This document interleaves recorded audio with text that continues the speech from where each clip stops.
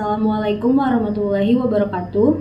Perkenalkan, nama saya Rianti Rahmawati dengan NPM 2022 0150 1750 dari kelas R7I. Di sini saya izin menampilkan video terkait tugas mata kuliah konseling traumatik.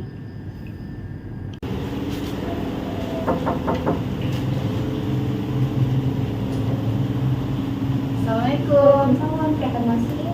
Ya, silakan dulu.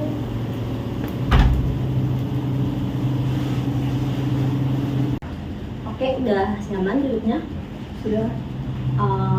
Kalau boleh tahu asal dari mana nih? Saya dari Depok, Bu. Dari Depok. Masih naik apa? Tadi diantarin sama teman naik motor, Bu. Kalau tempat ini dari teman juga? Ya, teman saya sebelumnya pernah konseling di sini. Gimana kabarnya, baik? Alhamdulillah untuk saat ini cukup baik. Cukup baik. Sebelumnya pernah melakukan konseling atau ini yang pertama kali? Belum pernah, ini yang pertama kali. Yang pertama kali. Oh iya, kita belum perkenalan ya? Iya. Mungkin biar lebih enak, kita perkenalan terlebih dahulu. Perkenalkan, nama saya Arianti, di sini saya sebagai konselor. Saya Eka, saya sebagai klien. Oke, baik Eka.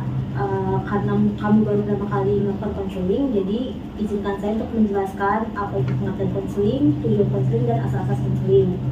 Jadi konseling ini adalah pertemuan antara dua orang, yaitu saya sebagai konselor dan kamu sebagai klien, yang dimana nantinya kamu menceritakan permasalahan yang kamu alami dan saya akan membantu mengentaskannya. Dan tujuan dari konseling ini yaitu saya sebagai konselor akan membantu kamu untuk mencari solusi atau mengentaskan permasalahan yang sedang kamu alami. Dan asas konseling ini ada 4. Yang pertama ada asas keterbukaan, yaitu dimana nantinya pada saat proses konseling kamu menceritakan permasalahan yang kamu alami secara terbuka dan tidak ada yang ditutupi. Yang kedua ada asas kenormatifan, yaitu selama proses konseling berlangsung kita menggunakan norma-norma yang berlaku, yaitu dengan cara sopan dan santun. Yang ketiga yaitu ada asas kesukarelaan, yaitu kamu datang ke sini dengan secara sukarela tanpa ada paksaan dari siapapun. Dan yang terakhir atau yang keempat yaitu ada asas kerahasiaan. Jadi nantinya setelah kamu menceritakan permasalahan yang kamu alami, saya akan menjaga kerahasiaannya dan tidak akan menceritakannya kepada siapapun. Apakah sudah cukup paham? Baik, sudah Ibu. Baik, kalau sudah cukup paham, mungkin sebelum kita melakukan proses konseling, kita berdoa terlebih dahulu. Doa dimulai.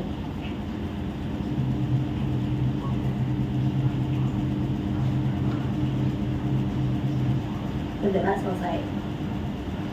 Baik Eka, sebelum kita mulai proses konseling ini, saya ingin menyampaikan bahwa apa yang kamu ceritakan ini bersifat rahasia dan kamu bebas bercerita sejauh yang kamu nyaman. Dan kalau saya boleh tahu, bagaimana kondisi perasaan kamu saat ini? Saya merasa cemas. Lalu setelah saya memasuki ruangan ini, jantung saya merasa deg-degan.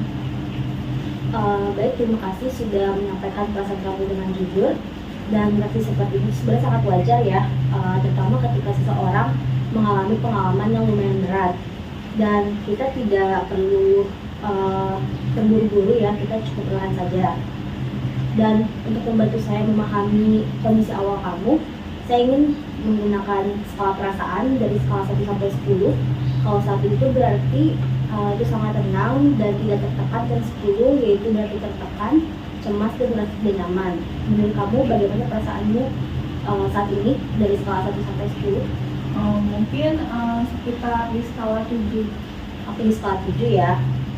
Dan nantinya kita akan lihat kembali di akhir sesi konseling ini, kira-kira kamu tuh berada di skala berapa, apakah sudah perubahan atau belum.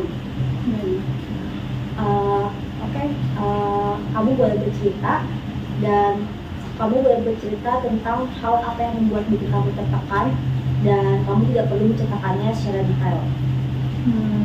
Jadi di sekolah tuh, di kelas saya sering menerima ejekan. Mungkin awalnya itu bercanda, tapi lama-lama teman-teman saya jadi ikut-ikutan. Lalu setelahnya saya jadi malas untuk datang ke sekolah dan tidak ingin bertemu dengan orang. Setelah saya pahami, berarti ejekan kamu itu terjadi berulang-ulang dan itu membuat kamu merasa tertekan serta tidak nyaman ya. Dan emang ya ketika bullying berlangsung terus-menerus itu dampaknya bisa sangat dalam, bukan hanya di pikiran tetapi bisa juga di perasaan dan tubuh.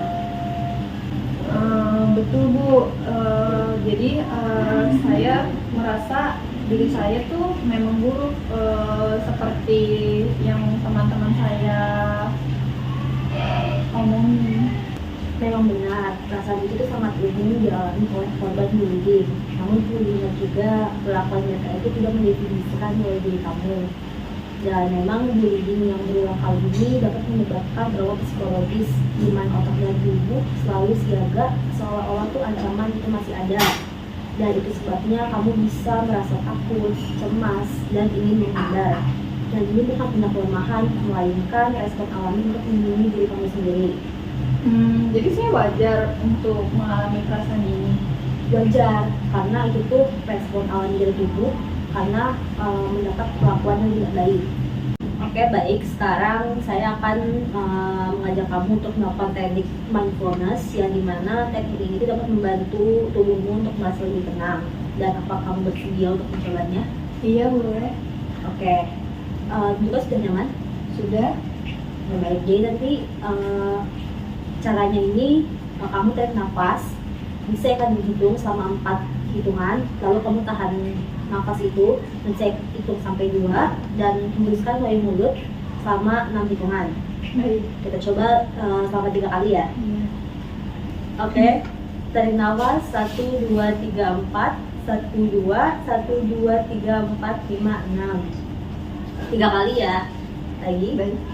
1, 2, 3, 4 1, 2, 1, 2, 3, 4, 5, 6 Sekali lagi 1, 2, 3, 4 1, 2, 1, 2, 3, 4, 5, 6 Oke, sekarang rasakan kakimu untuk menyentuh lantai. Sudah. Dan katakan dalam hati, saya aman di sini saat ini. Sudah? Sudah. Oke, sudah. Baik, setelah tadi kita melakukan teknik mindfulness, bagaimana perasaan kamu setelah kita melakukan teknik tersebut?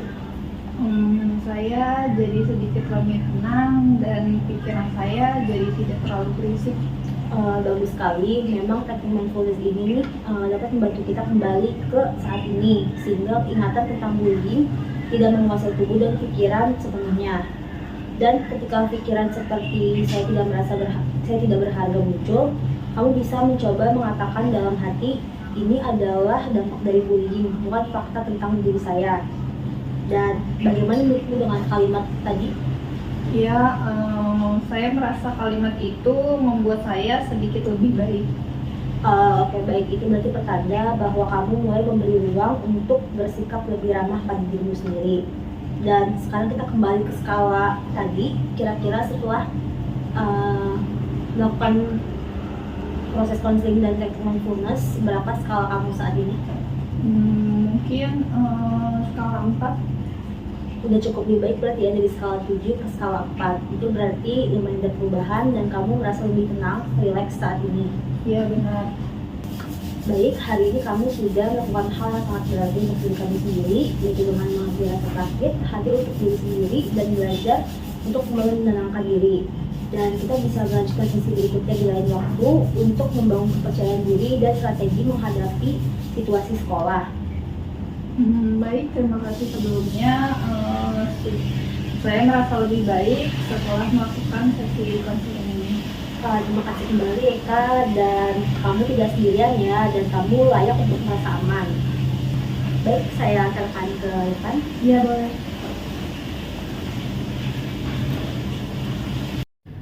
Sekian video yang dapat saya tampilkan. Terima kasih bagi yang sudah menyaksikan. Kurang lebihnya mohon maaf. Wassalamualaikum warahmatullahi wabarakatuh.